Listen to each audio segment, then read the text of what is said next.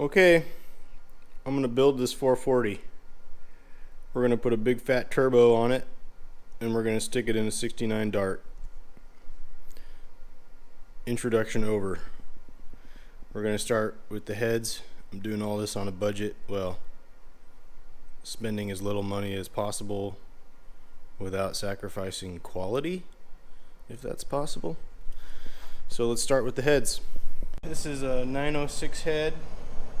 I don't know a whole lot about Mopars, just learning as I'm going here.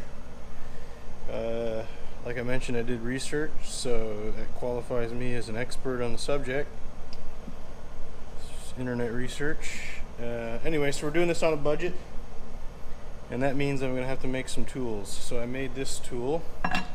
It's just a piece of round bar I had sitting around. I ground in some flat spots, and this is to remove the springs and valves. So clamp this on to the head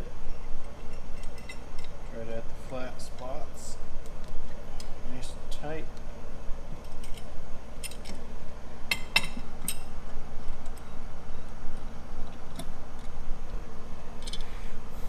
And then I've got a rag stuffed underneath supporting the valve that I'm working on.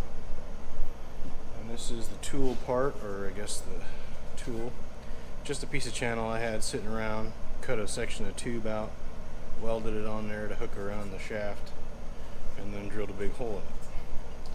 The idea is you hook it on here, and you drop it onto the spring, and you get your magnet. So you compress the spring, and then you use your magnet. Whoop, to kind of fiddle around in here. Grab the keepers.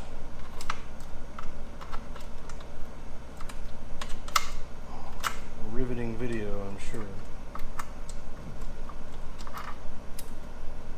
Okay, come on. There we go. Okay, so you got both keepers out, and then you just kind of decompress, just like that. So now, pull your spring off, pull your valve seal off, and these are actually pretty pliable still. So they're not from 1969, I wouldn't think. And then you roll the head back. You should be able to pull out your valve. So there's your valve. It's pretty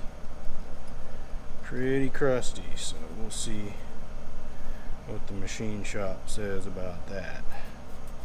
So anyway, and you just keep working down the line.